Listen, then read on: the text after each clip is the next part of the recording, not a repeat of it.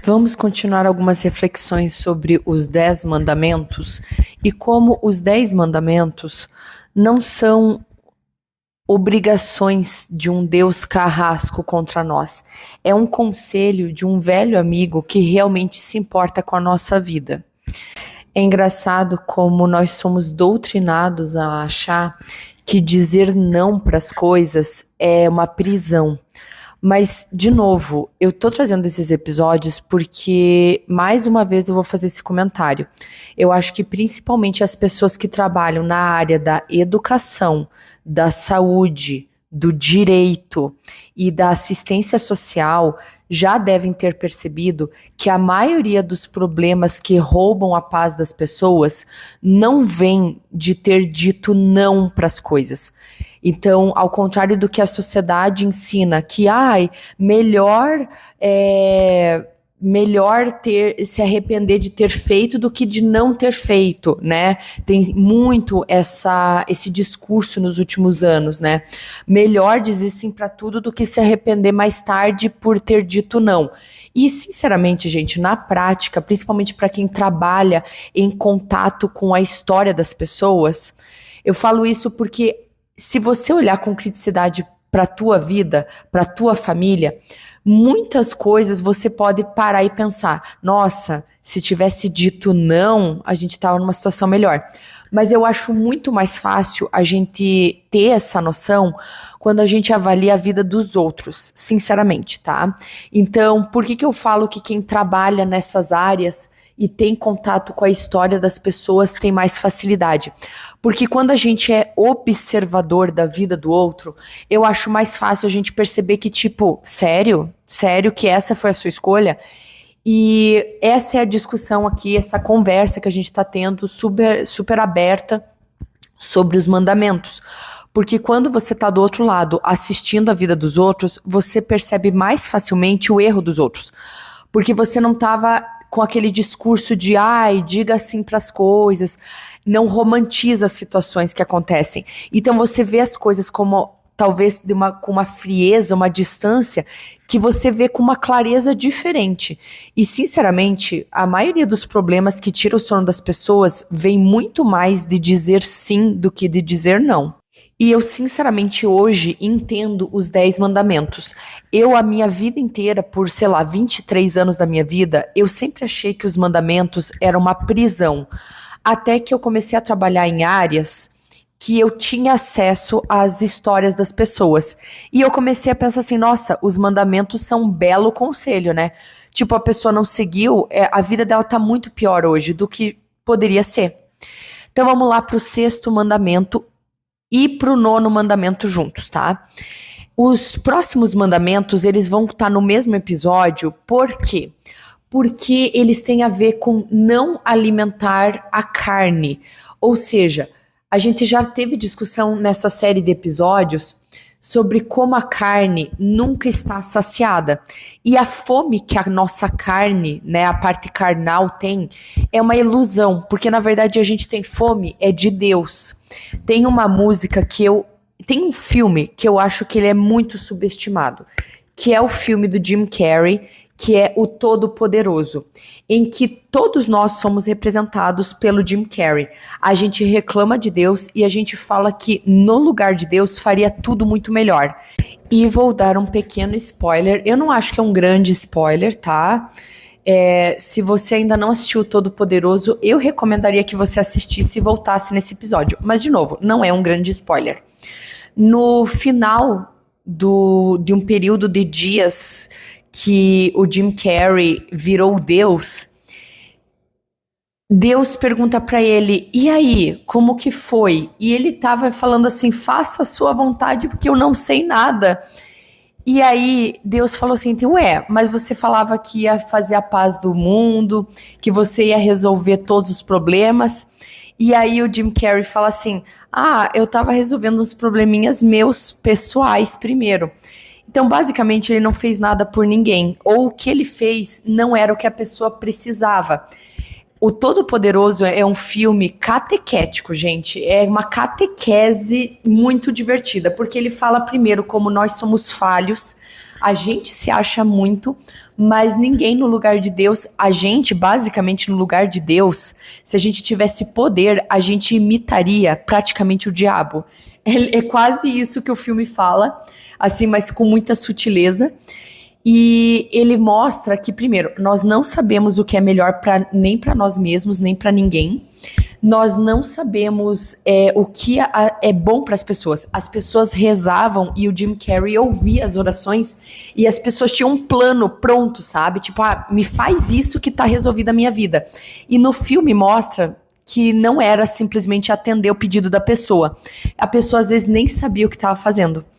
E outra cena emblemática de O Todo-Poderoso, que se você já assistiu e não prestou atenção, é uma cena que me persegue. Quando o Jim Carrey, ele é casado com a Jennifer Aniston nesse filme. E simplesmente ele tá tão centrado nele mesmo, ele tá tão egoísta, ele tá tão preocupado em fazer, entre aspas, milagres para ele, na vida dele e das pessoas, que é para saciar a carne, e nada sacia as pessoas e ele não entende o que está acontecendo, que a Jennifer Aniston se afasta dele porque ela não reconhece o marido dela ali.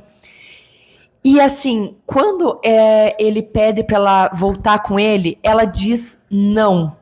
E aí ele começa a falar, você vai voltar para mim, você vai voltar para mim, como tentando usar o poder de Deus para ela fazer algo contra a vontade dela. E ali é lindamente explicado como Deus ele respeita a nossa liberdade. É uma cena muito emblemática em que ele tenta usar os poderes de Deus e ele finalmente entende a negativa que nós damos para Deus e o quão frustrante isso é, e ao mesmo tempo como Deus tem muita paciência em nos dar a liberdade. Enfim, O Todo-Poderoso é um grande filme, é um filme muito subestimado porque ele não tenta ser intelectual. Ele é uma comédia, mas ele tem muito, muito a ensinar e a catequizar. Enfim, o Bruce, que é o personagem do Jim Carrey nesse filme, ele começa a resolver o problema das pessoas, o problema da carne, do corpo, a fome de matéria, de receber sim para tudo, né? E nisso, ele não entende como que as coisas estão dando errado. Mas eu te falo, às vezes o que a gente deseja não é o melhor para nós. Então, se entregar à divina providência e receber um não, ou pelo menos uma espera, uma demora, pode parecer uma tortura, uma coisa ruim, mas Deus sabe mais. Então vamos lá. O 6º mandamento é guardar a castidade. E sabe por que ele fala para guardar a castidade? As pessoas hoje em dia, elas tratam esse mandamento como eu não posso fazer nada, eu não posso me apaixonar, eu não posso ter um relacionamento. Deus está falando assim, pega leve, vai com calma, vamos pisar no freio. Sim, se você se entregar para a primeira pessoa que aparece, eu tenho muitos filhos distantes de mim que vão te fazer mal, que só querem te usar. E você não vai conseguir ter discernimento nisso. Se você não tem uma vida de dizer não, de esperar e de pedir ajuda do Espírito Santo, você vai se meter em encrenca. Eu acho que este é um dos mandamentos mais incompreendidos da palavra de Deus. Porque as pessoas se sentem aprisionadas até você começar a trabalhar na área da educação, da saúde, do direito, da assistência social e descobrir que um relacionamento pode destruir a vida de alguém. Destruir em vários sentidos, tá?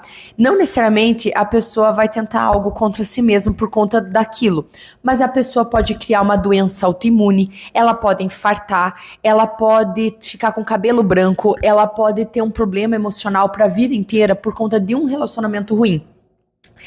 E você se entregar rapidamente para uma pessoa sem avaliar o projeto de vida dessa pessoa, se vocês estão na mesma página sobre várias questões, a questão religiosa, ter ou não ter filhos, casar ou não casar, o que esse relacionamento entrega, os valores familiares, o trabalho, o que a pessoa espera, enfim, você se entrega fácil, você vira um objeto de interesse da pessoa. A pessoa, quando ela te trata como objeto, ela pode trocar na loja, né?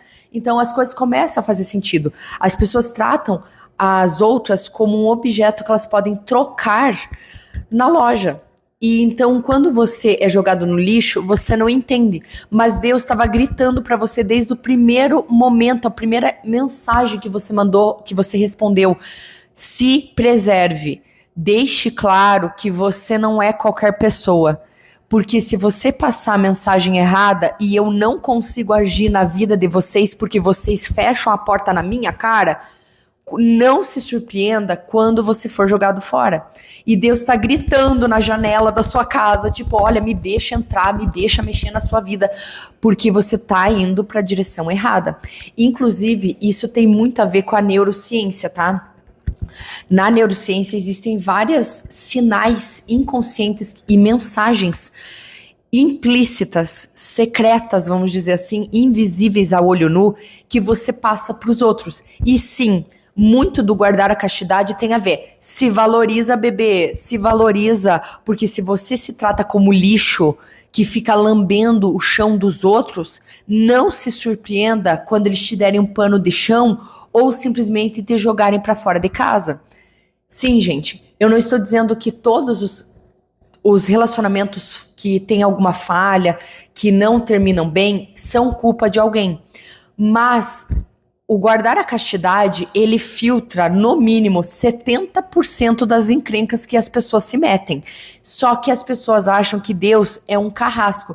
E Deus é simplesmente aquele velho amigo que tá falando, eu já vi essa história, não vai terminar bem.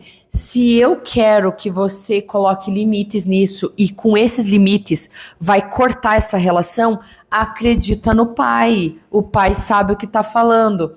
E o que a gente faz? A gente não acredita nele, né? Mas é muito engraçado porque existem muitos relatos de pessoas que, tipo assim, eu insisti numa coisa e no final essa coisa não foi boa pra mim e eu me arrependo amargamente.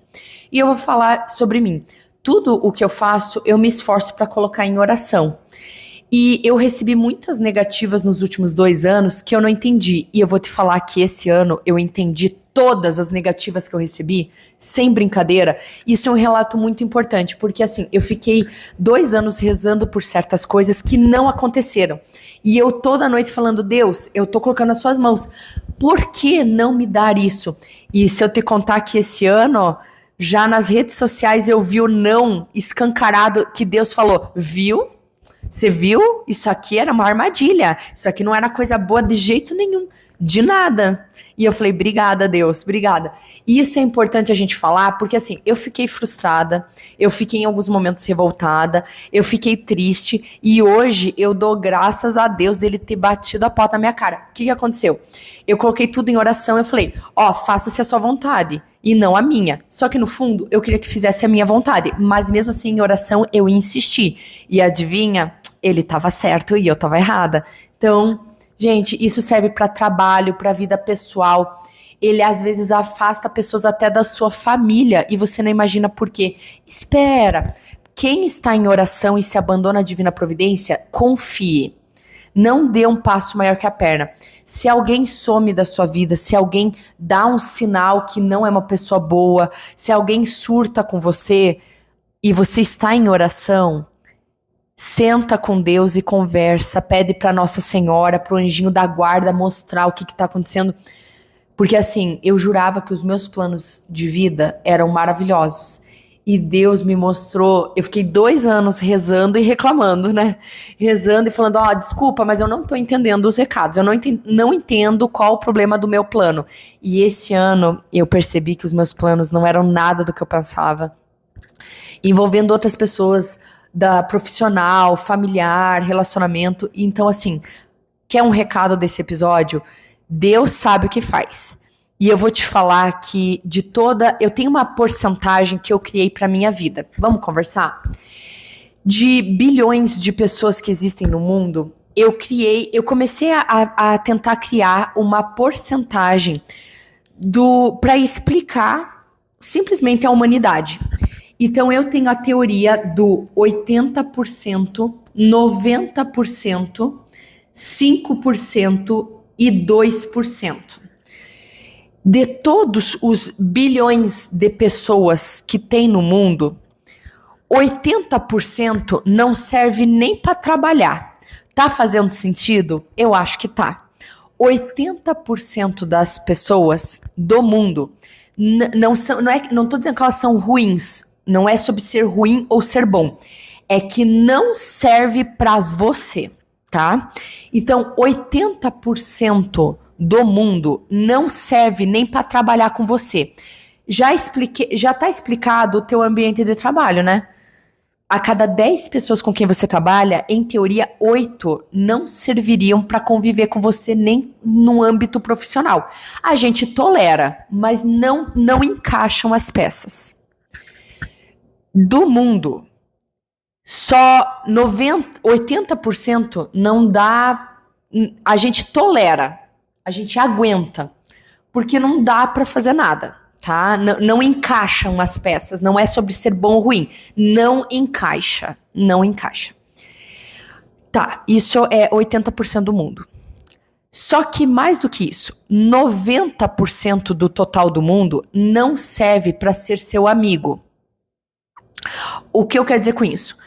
80% do mundo não serve para nada, a gente tolera, porque não encaixam os valores, a moralidade, os propósitos de vida, a personalidade, não encaixa de jeito nenhum. Só que de 100% do mundo, 20% do mundo pode ser legal de trabalhar, de fazer uma piada no bebedouro, tomar um café eventualmente, ter um convívio social, tá? Não é virar amigos. Por isso, cuidado. Não é porque você trabalha com a pessoa, que você faz academia com a pessoa, que você tem que chamar ela para sua casa.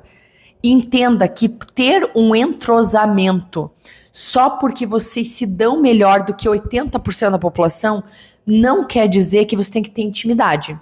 20% da população é só um entrosamento melhor no trabalho, na academia, no teu exercício físico, para dar uma risada no bebedouro, tomar um café, conversar no almoço, no trabalho, ou até interagir nas redes sociais. Mas não é para você chamar para sua casa. Do mundo inteiro, 10% talvez seja um material para ser seu amigo.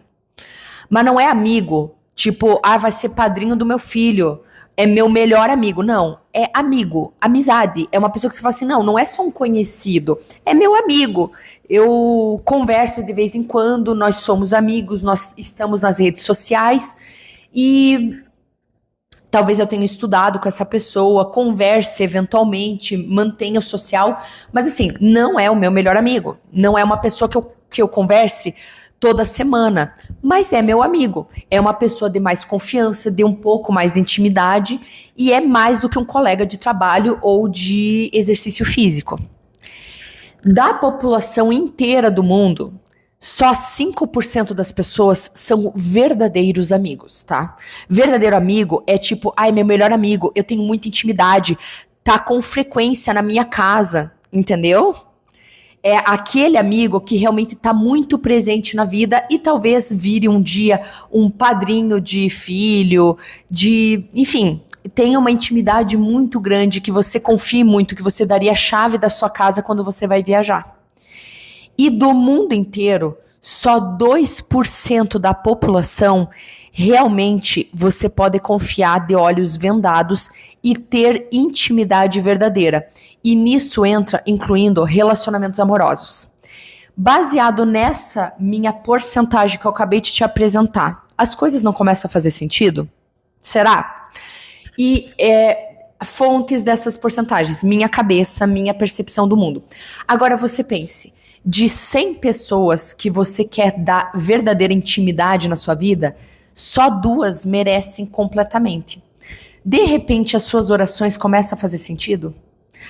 E, de novo, eu tirei da minha cabeça essa porcentagem. Eu não conheço o coração das pessoas. Eu tô assumindo isso. Qual será a porcentagem que Deus sabe para sua vida? Será que é igual a minha? Será que não é? Mas assim, pensa como eu. Se eu, que não sei o coração das pessoas, estou falando isso, a cada 100 pessoas que você quer colocar dentro da sua casa com uma intimidade inacreditável, eu tô dando 2, no máximo 5 pessoas. Então eu tô dizendo não para 95 pessoas que você gosta, que você queria dar uma chance. Tá fazendo sentido a vida? Eu acho que tá. Então, basicamente, se eu tenho essa visão do mundo, imagine Deus, né? Apesar de Deus nos amar, ele vê também todos os nossos problemas. Então, o que é guardar a castidade? É tipo, garota, garoto, tu não sabe onde você quer se meter. Isso aí não tem. Isso aí, eu que sou Deus, eu quero mudar essa pessoa, mas assim, eu não quero te colocar na tortura de um relacionamento horrível com uma pessoa que não merece você no momento. Eu preciso mudar essa pessoa, melhorar. Ah, eu vou mudar. Deus tá falando, para. Você é psicóloga? Se você é psicóloga, você arruma cliente e ganha dinheiro com isso. Não arruma problema para sua vida pessoal. E se você nem psicóloga ou psicólogo você reza para essa pessoa melhorar, mas fica longe. Se eu tô falando pra você fica longe, que é menos problema. Todo mundo que conhece gente que tem ex e principalmente teve filho com ex, o filho é sempre uma bênção, gente. Mas assim, se você sentar e conversar com uma pessoa que teve um filho com outra e se separou, ficar conectado a vida inteira com aquele traste, com aquela pessoa tóxica, não é bom para a saúde da pessoa. A pessoa é mais doente, é mais estressada, ela não tem paz. Então, assim, claro, um filho é sempre uma bênção. Mas Deus ficou 10 anos gritando, não se mete nessa. Corre que é cilada, Bino. E ninguém ouviu. Sinceramente, gente, o 6º mandamento de guardar a castidade, lembre-se pelo menos da minha porcentagem. Eu, mera criatura. 2% da população merece verdadeira entrega e sinceridade, vulnerabilidade e intimidade com você. 2% da população. Quer dizer, de cada 100 pessoas, se você está se entregando para mais do que 2 pessoas de cada 100, entregando seja no âmbito profissional, pessoal, familiar, qualquer âmbito. Se de cada 100 pessoas que você conhece, você é vulnerável e entrega a sua intimidade para mais do que 2 pessoas, tem algo errado. E isso é nas minhas contas. Nas minhas contas. Imagina para Deus. Às vezes o não de Deus é tipo, corre que é cilada, Bino. E sinceramente, pessoal da área da educação, saúde, da psicologia, né? Mais específico da área da saúde, eu vou falar medicina, psicologia, enfermagem, escutam muitas histórias. Pessoal da assistência social, pessoal do direito, ó, os advogados aí, tô mentindo? Ou será que tem um monte de cilada que você olhando e fala assim, gente, como que caiu nessa cilada? Mas tem que ter realmente não ouvido nem o anjinho da guarda, porque até o anjinho da guarda da outra pessoa tá tipo, eu não tenho nada a ver com isso. Vamos ser sinceros aqui? A gente que vê de fora é tão mais fácil de olhar. Imagina Deus que tá gritando, ó, batendo na porta do seu coração e falando, para que é cilada. Isso aí é embuste. Você tá apaixonado? Paixão é uma química do cérebro que dura 2 anos. A paixão que eu abençoo vira amor. E é algo que precisa ser nutrido. Paixão química, carnal, tudo que é do corpo, corre que é cilada, Bino.